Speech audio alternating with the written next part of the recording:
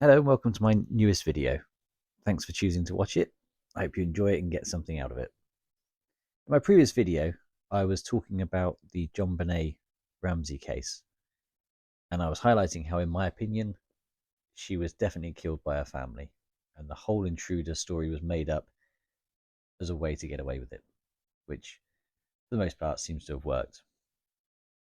But I didn't really touch on the ransom note itself. I highlighted the fact that the intruder broke into their house, got JonBenet, and had forgotten his ransom note, so sat down and had several attempts at writing a ransom note before finally settling on a 3-page ransom note. But I didn't go into what the ransom note was actually saying, just bits of it. So in this video, I'm going to run through line by line, word for word, everything in the ransom note, and I'm just going to give you my opinion on each part and why I think each part is clearly written by the Ramseys, in particular Patsy Ramsey. And you can see there are lots of videos that have been put out about this ransom note by expert handwriting analysis, who show you examples of Patsy Ramsey's handwriting and the handwritten ransom note, and they point out to you how it was clearly written by Patsy Ramsey, how the handwriting matches. So I'm not going to do that because I'm not a handwriting expert, and they've all done that, so you can check that out on other videos. I'm just going to be talking about the wording of the note, what was said, what it means, and how ridiculous it is. Okay, so to start with, Mr. Ramsey. Well, that's very formal, isn't it, for a ransom note? I mean, most ransom notes won't bother with a polite greeting, let alone Mr. You know, they might just go straight in with John or whoever, but a Mr. Ramsey, that doesn't make any sense. I think most ransom notes generally get straight to the point. The first line of ransom note would be, "We've got your daughter." You know, it'd be that attention-grabbing opening, not Mr. Ramsey. They get straight to the point. This is straight away an indication that this would be done by someone like Patsy, someone who is known for politeness and formalities, and just used to being formal. Okay, so Mr. Ramsey, listen carefully. Again, it's a note. What do you mean listen carefully? I mean, this just sounds like a line from a movie. And the exclamation mark, it just adds unnecessary drama. It's overly commanding, it's too theatrical. All these theatrics, straight away, it just screams Patsy Ramsey as a pageant mum. And it sounds rehearsed. It doesn't sound like a genuine ransom note. But it gets better. Here we go. We are a group of individuals that represent a small foreign faction. Really? A group of individuals. A group is already made up of individuals. You don't need to state that it's a group of individuals. Represent. Now that's formal and diplomatic. That's not how criminals talk. Okay? So now representing, they're now putting themselves in that light of like a terrorist group now, because they're representing something. They're doing this on behalf of something or someone. There's a cause that they're doing this for. And a small foreign faction, that's very vague. For a terrorist group, they're not going to be vague about who they are. They would state who they are from the start. You're terrorizing someone for a cause. You're going to want them to know who you are and what that cause is. So you wouldn't say, or we're a small foreign faction. You probably never heard of us, so I'm not going to bother mentioning our name because it's irrelevant. Because you don't see yourself like that. You would say, "This is the IRA," or "This is the Taliban," "This is ISIS," whoever. Not a small foreign. Why call yourself small? If you're trying to strike fear into the hearts of people and try to say that you're standing up for something, you're not going to refer to yourself as small. What terrorist state would regard themselves as small? That's over explaining. That's just something that somebody who is making it up as they go along is trying to do. Because they're trying to make sure that the letter sounds genuine. Even a small foreign faction, why not just say we're terrorists? We're a terrorist group from wherever. We respect your business, but not the country that it serves. That's strange as well. Why would criminals respect John's business? That makes no sense. Respecting someone's business. Why is he? Why are they even telling him that they respect his business? You're going to keep it to the basics, aren't you? With your ransom note. We've got your daughter. We want this much money. Don't piss us off or we're going to kill her. We'll give you a call with further instructions. That's a ransom note. Why are they throwing in that they respect your business? But not the country that it serves. That's putting in the unnecessary political angle. So this is where they start off with this letter and they're really trying to frame some sort of foreign terrorist group. But then they don't go into any details. If it was a real terrorist group that was taking action, they wouldn't just say not the country it serves. They would go into a little bit of detail there, and they would say country that it serves, who's supporting and funding a heartless dictator that's responsible for killing millions of our fellow countrymen. Something, and they'd name them. They'd name who this horrible dictator is, for instance. So, the respecting business, that doesn't make sense. That's just overly elaborate. But then it starts to go into telling you a bit more, but then doesn't. I mean, it just sounds like a scripted reason for the ransom, but with no end. At this time, we have your daughter in our possession. At this time, that's unnecessary. I mean, a real note would just say, we have your daughter. And possession, that's an odd word choice. Kidnappers would just say, we have her. We have your daughter. Not possession. Why are they using big words? Especially if they're foreign. I mean, generally, take a lot of foreigners who speak English very well. When it comes to writing, generally not going to be using the biggest words you can find, are you? You're just going to say, we have daughter. But then that's something that someone like Patsy would do, someone with that formal upbringing, someone that's used to formal writing. They use wordies and formal words that were just too unnatural for a kidnapper to use. You're safe and unharmed, and if you want her to see 1997, you must follow our instructions to the letter. If you want her to see 1997, well, that's overly dramatic, isn't it? I mean, that's just straight out of a movie line. Follow instructions to the letter. Again, that's a phrase that you would generally hear in a movie. Patsy was dramatic in her writing and speech, and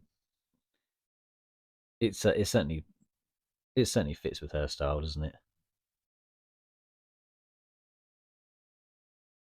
You withdraw $118,000 from your account. Now that's the exact amount of John's Christmas bonus. Okay. Now, generally, first of all, a kidnapper would generally round it up or down. They go for a round number. They would say we want 100,000 or 150,000 or 200,000. Even round up to 120,000. No one needs got 118,000.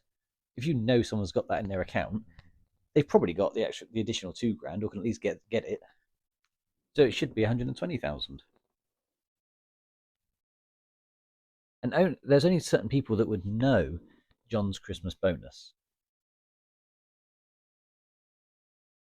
Because if you knew someone had just received $118,000 as a Christmas bonus, it's safe to assume they have a lot more money than that in the bank anyway. So you could probably easily go for 150 to 200,000. Someone whose job pays them 118,000 for a Christmas bonus, they're earning a lot of money. To me, that's them throwing out a false lead. They're trying to say to the police, this is someone that we work with. You should be looking at all the employees at John's company, people that would know. It's almost like they're trying to make it look like the kidnapper's slipping up. 100,000 will be in $100 bills, and the remaining 18,000 in $20 bills. Well, it's very unusual for a ransom note to specify bill denominations. They would normally, unless it's a movie, they would just say bring the money. I mean, that suggests that the writer obviously had a lot of time to think about the details, which I guess he did if he sat there in the Ramsey's house writing several drafts of this letter to get it right. But there's no reason why they would want the money broken down like that. I think this is someone that's unfamiliar with criminal behavior other than what they've seen in a movie, like Patsy, for instance. And I think this is just someone that's thinking that ransom demands are this detailed. But they're not. It's to the point, bullet point. They're punchy. No, I love this part of the letter. Make sure you bring an adequate size attaché to the bank. An adequate size attaché. That's great that these kidnappers are now throwing in French phrases. I mean, how formal and sophisticated. I mean, that's not a typical kidnapper slang. And why would why would a criminal care about the bag that you're going to be using to pick up the money in? I mean, attaché, that's the high class uncommon. I mean, Patsy is a well educated, travelled woman. She would use that phrase. But your average criminal kidnapping terrorist organization, they're not going to care what size attaché you use. They're not even going to say attaché. Because then they go on and say, when you get home, you will put the money in a brown paper bag. So why do they care about the attaché that you'll be taken to the bank? What possible difference does that make? I mean, that's just overly detailed instructions that serve no real purpose. I don't think that would at any point enter my mind if I was writing a kidnapping note. You know, I say, I want this much money, I'll call you for further instructions. I'm not going to think, oh, I better remind them to take an appropriately sized attaché to the bank to pick up the money because they might struggle carrying it out. That's ridiculous. I will call you between 8 and 10 a.m. tomorrow to instruct you on delivery. Okay, now a real kidnapper would not share their daily schedule with their victims. They're going to want the victims to be worried, to be anxious, to not know what's going to happen or when it's going to happen. They're not going to be giving them a detailed breakdown of their day. And why that range between 8 and 10 a.m.? They wouldn't do that. They would just say, await further instructions. And they'd phone when they're ready. I mean, it sounds like more like they're planning an event rather than carrying out a crime.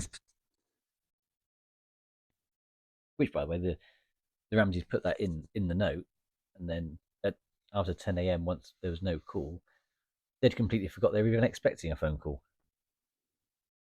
Which, as I mentioned in my previous video, that itself is very strange. The delivery will be exhausting, so I advise you to be rested. Well, what a bizarre statement. Why would the criminal care about John being rested?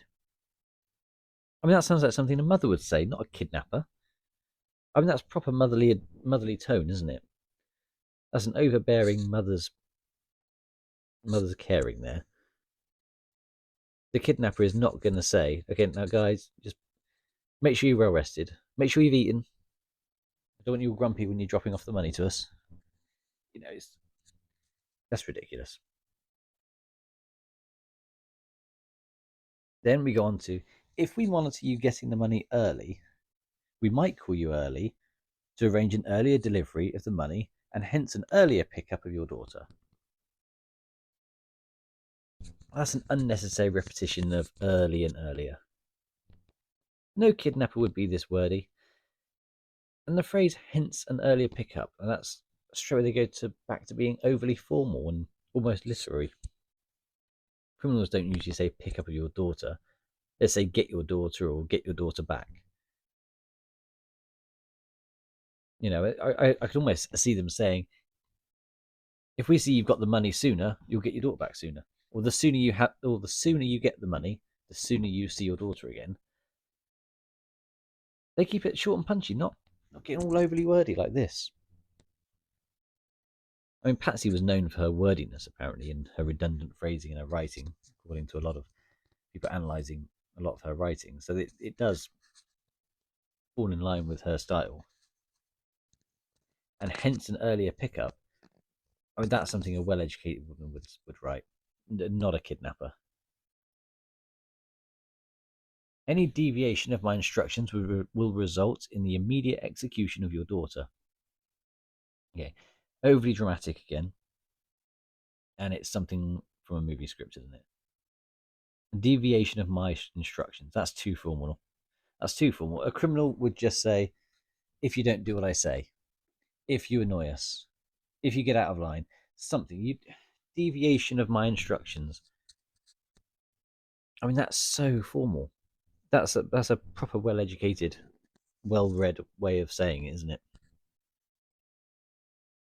And the dramatic tone, it just sounds like it's almost someone trying to be a kidnapper, isn't it? Someone who's very educated trying to think like a kidnapper, like a criminal. You will also be denied her remains for proper burial. Criminals and kidnappers, they don't think about post-mortem stuff. They're not thinking about burials. That's an emotionally manipulative phrase. They might threaten to harm and threaten to kill, but they don't threaten with the withhold of the remains. Even if they got no intention of giving the body back, it won't even enter their mind. That's a grieving mother would think of a proper burial. I mean, that's more of a mother's fear being put into writing than a criminal threat.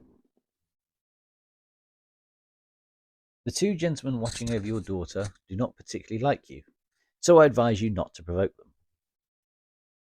Okay, so two gentlemen, that's a strange way for the criminal to describe their criminal buddies. And that's a very polite term. Do not particularly like you. That's oddly personal for a ransom note. The kidnappers generally don't care about liking or disliking the victim. They want your money. They want your money, and they'll kill your daughter if necessary to get that money.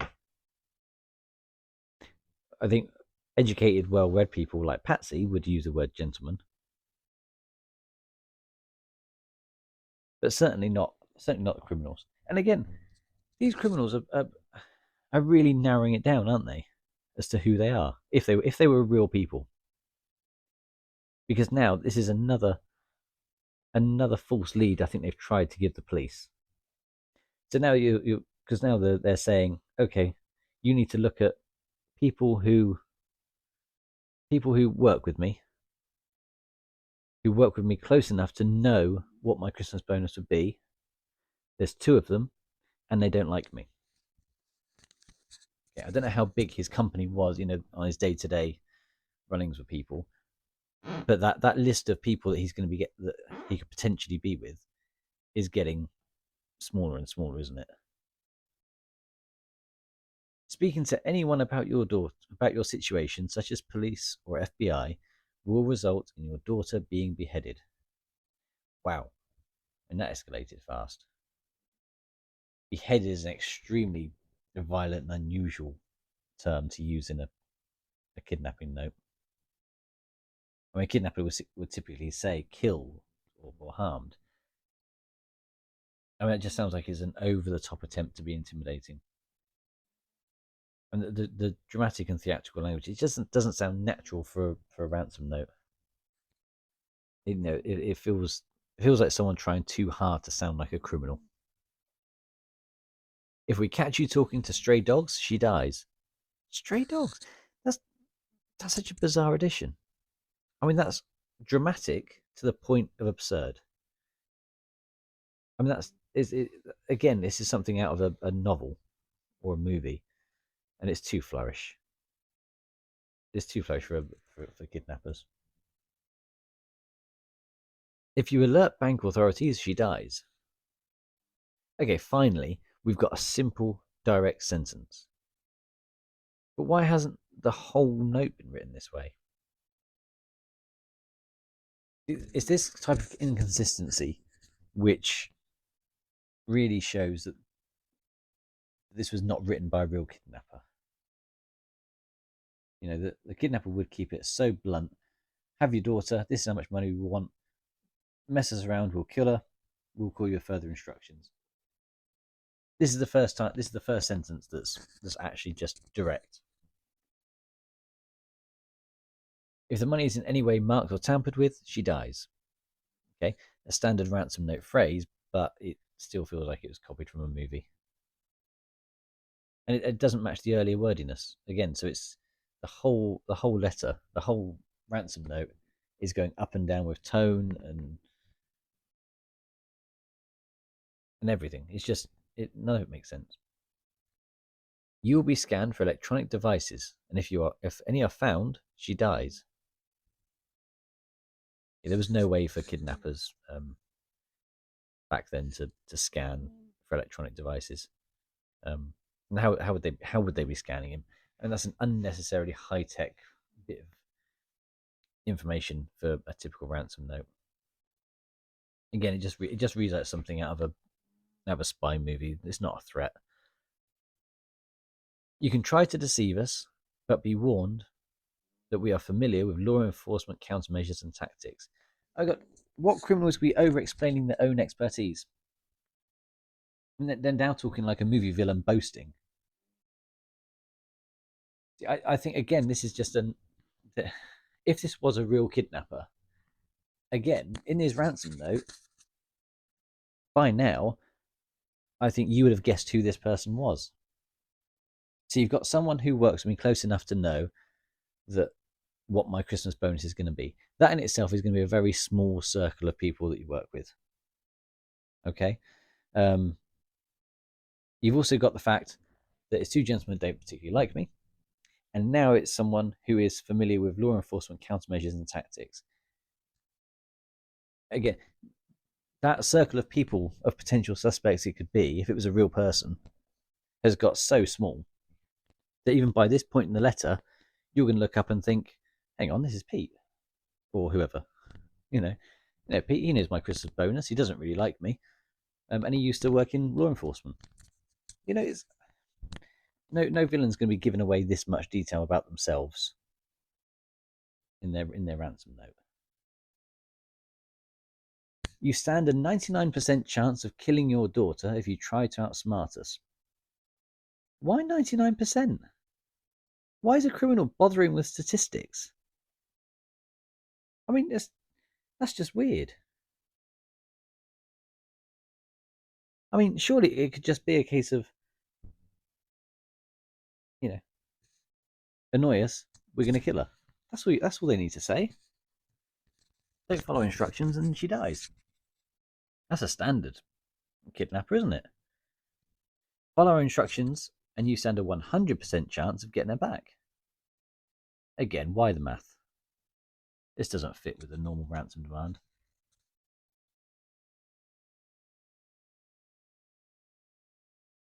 It's just artificial precision, isn't it? I mean, it's just too structured for writing.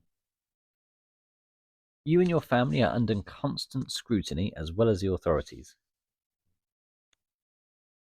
Under constant scrutiny. Now that is such a formal and literary phrase.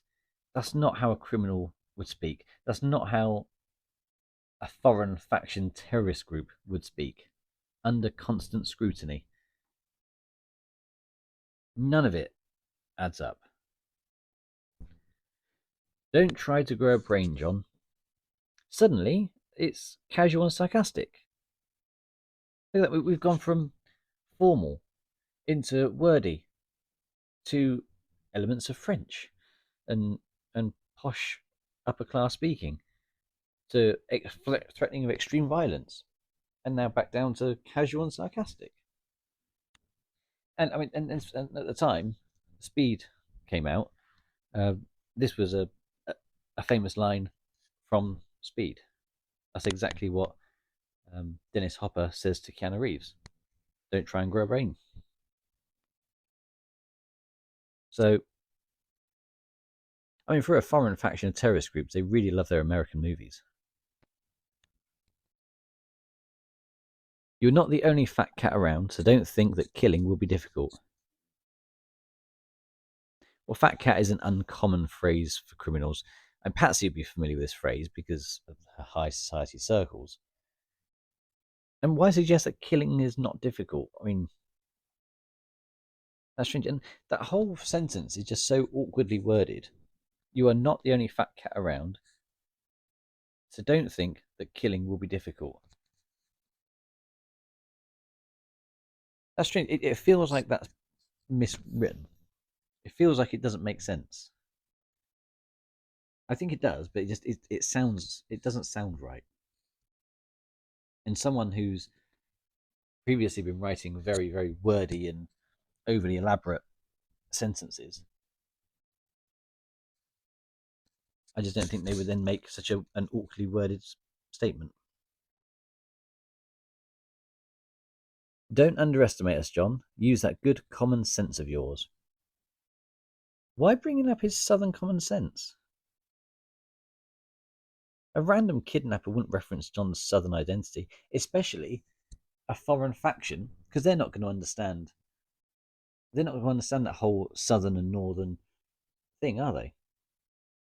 I mean, if I went to, I know, Afghanistan, I'm not going to have any reference to um, a southern Afghanistanis personality or common sense or way of being. They're not going to use that. Why are they getting so personal? Again, that's giving another indication, if it was a real kidnapper, as to who that person is in your life. Because now we also know it's someone that knows John's family background. It's up to you now, John. It's up to you now, John. That's dramatic and theatrical. Getting something out of a movie. And why are we suddenly using John's name? You start off with Mr. Ramsey, and suddenly now we're on first name terms. I mean, you think a ransom note would end with just a final warning? It'd be you know, I mean, the final bit of the note is the most bizarre sign off. Victory, SBTC. Well, that's a strange way of signing off. I mean, what kidnapper would celebrate victory in the ransom note? An SBTC, that's never been deciphered or explained, and no criminal group, no criminal group, sorry, uses it. Anyone knows of. Some people have said that it's a link to Patsy's religious side. SBTC standing for Saved by the Cross.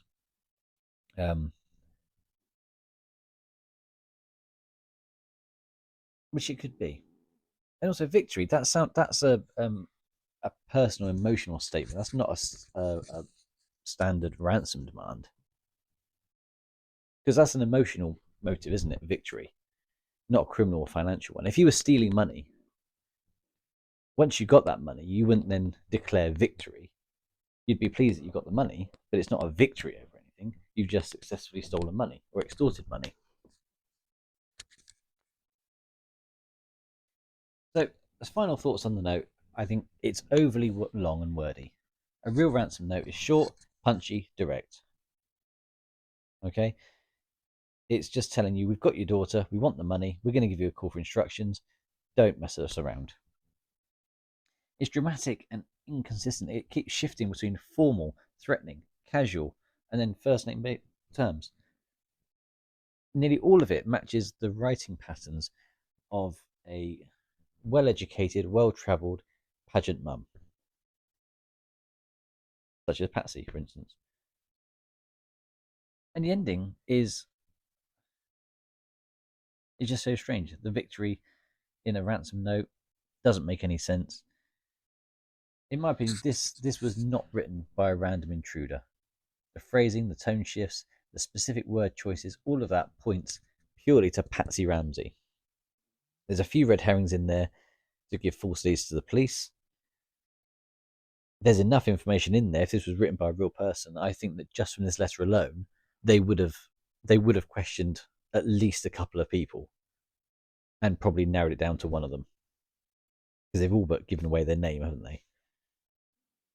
So I just think this is just this note alone should prove that there was no real intruder. That's what I thought. Check out some of the other videos that other people have done on the actual handwriting, because that is really fascinating. And there's quite a few videos out there on the body language of the Ramseys as well, which is really revealing and telling. So I recommend taking a look at some of them. But thank you for watching this video. I hope you got something out of it. Enjoy, and I'll see you next time. Thank you.